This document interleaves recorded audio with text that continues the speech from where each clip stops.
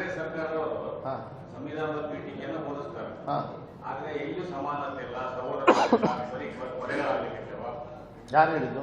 ಎಲ್ಲ ಉದಾಹರಣೆ ಕೊಡಿ. ನಿನ್ನೆ ಇವರು ಅಲ್ರಿ, ಅವ್ರ ಗ್ರಾಮ ಪಂಚಾಯತಿಗೆಲ್ಲ ಯೋಗ್ಯತೆ ಇಲ್ಲ ರವಿಗೆ. ಅವನಿಗೆ ಉತ್ತರ ಕೊಡ್ಬೇಕ ನಾನು? ಒಂದ್ ನಿಮಿಷ ಅಲ್ಲ, ರವಿ ಯಾರು?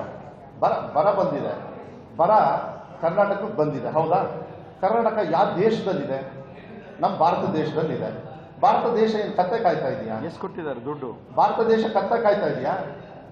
ಸರ್ಕಾರ ಇದೆ ತಾನೇ, ಸೆಂಟ್ರಲ್ ಗವರ್ಮೆಂಟು 4.5 ಲಕ್ಷ ಕೋಟಿ ತಗೋತಾರೆ. ಬರಗಾಲ ಇಲ್ಲಿ ಬಂದಿರೋದು ಕಣ್ಣಿಗೆ ಕಾಣಿಸಲ್ಲ. 25 ಜನರು 26 ಜನರು ಎಂಪಿಗಳು ಗೆದ್ದಾರಲ್ಲ, ಯಾರಿಗೂ ಧ್ವನಿ ಇಲ್ಲ. ಯಾಕೆ ಗೊತ್ತಾ? ನರೇಂದ್ರ ಮೋದಿ ಅವ್ರ ಪರಿಹಾರ, ಅವ್ರ ಹೆಸರಲ್ಲಿ ಇವ್ರು ಯಾರು ಓಟ್ ಕೇಳಿಲ್ಲ. ಇವರೆಲ್ಲ ಕೇಳೋದು ನರೇಂದ್ರ ಮೋದಿ ಅವರ ಹೆಸರು. 18,000 ಕೋಟಿ ಕೇಳಿದ್ದಾರೆ. ರಾಜ್ಯದಲ್ಲಿ ಇಲ್ಲ, ನನ್ನ ಹೆಸರಲ್ಲಿ ಕೇಳ್ತೀವಿ. ಅಜಯ್ ಸಿಂಗ್ ಸರ್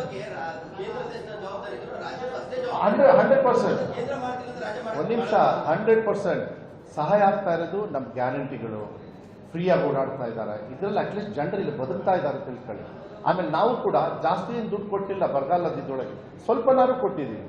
ಸ್ವಲ್ಪ ನಾನು DC ಅವ್ರ ಅಕೌಂಟಲ್ಲಿ ನೀರಿನ ವ್ಯವಸ್ಥೆಗೆ ದುಡ್ಡಿಲ್ಲ ಅಂತ ಹೇಳ್ಬಿಡಿ, ಇನ್ಕ್ಲೂಡಿಂಗ್ ನಾನು ಟಾಕಿಂಗ್ ಅಬೌಟ್ ಕಲಬುರಗಿ, ಶಿವಮೊಗ್ಗ, ಮಲೆನಾಡು ಭಾಗದಲ್ಲಿದೆ. ಆಮೇಲೆ ನೀರೇ ಬರಲಿಲ್ಲ ಅಂದರೆ ಅದನ್ನು ನೀವು ಅರ್ಥ ಮಾಡ್ಕೊಳ್ಬೇಕಾದ್ರೆ. ಆದರೆ ಸೆಂಟ್ರಲ್ ಗೌರ್ಮೆಂಟಿಗೆ ಕಣ್ಣು ಇಲ್ಲ, ಗಾಯನೂ ಇಲ್ಲ, ಎಂಥದ್ದು ಇಲ್ಲ, ತಲೆನೂ ಇಲ್ಲ. ಅವರಿಗೆ ಬರೀ ಸ್ವಾರ್ಥ ತುಂಬಿಕೊಂಡಿದ್ದಾರೆ.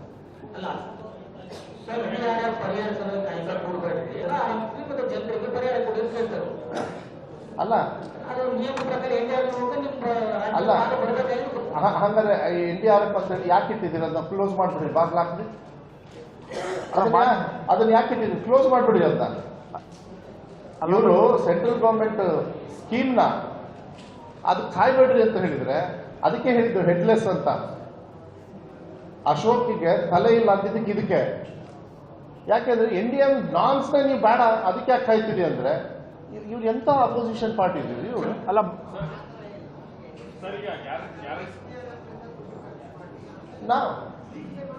ಅಲ್ಲ ಮಾನ್ಯ ಮುಖ್ಯಮಂತ್ರಿ ಅವರು ಕಂದಾಯ ಸಚಿವರು ಹೋಗಿ ಸುಮಾರು 18,177 ಕೋಟಿ ಬಿಡುಗಡೆ ಮಾಡ್ಬೇಕಂತ ಹೇಳಿದ್ರು. ಅಲ್ಲ, ನೀವು ಸ್ಟೇಟ್ ಇಂದ ಬಿಡುಗಡೆ, ಸ್ಟೇಟ್ ಇಂದ ನಮ್ಮ ಹತ್ತಲ್ಲಿ ಬಿಡುಗಡೆ ಮಾಡಿದ್ದೀವಿ. ಹೌದು, ನಮ್ಮ ಕಡೆಯಿಂದ ಇಲ್ಲ, ಹಣ ಒಂದು ಹಂತಕ್ಕೆ ಬಿಡುಗಡೆ ಮಾಡಿದೆ.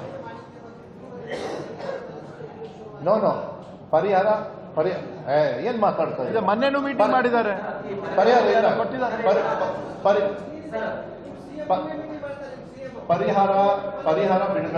ಪರಿಹಾರ ಬಿಡುಗಡೆ ಆಗಿದೆ. ಮೊತ್ತ ಬಹಳ ಕಮ್ಮಿ ಅಲ್ಲ, ಮೊತ್ತ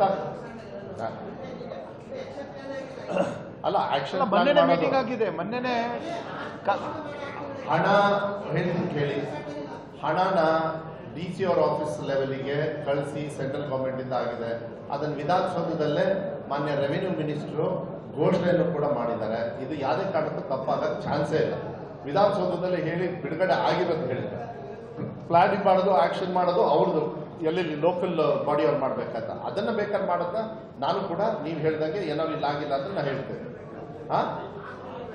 ಇಲ್ಲ 6 ತಿಂಗಳಲ್ಲ, ಮೊನ್ನೆ ಬಿಡುಗಡೆ ಮಾಡಿದ ಎಲ್ಲರೂ ನಾವು ಮಾಡ್ತೀವಿ ಅಂತ ಹೇಳಿದ್ದಾರೆ.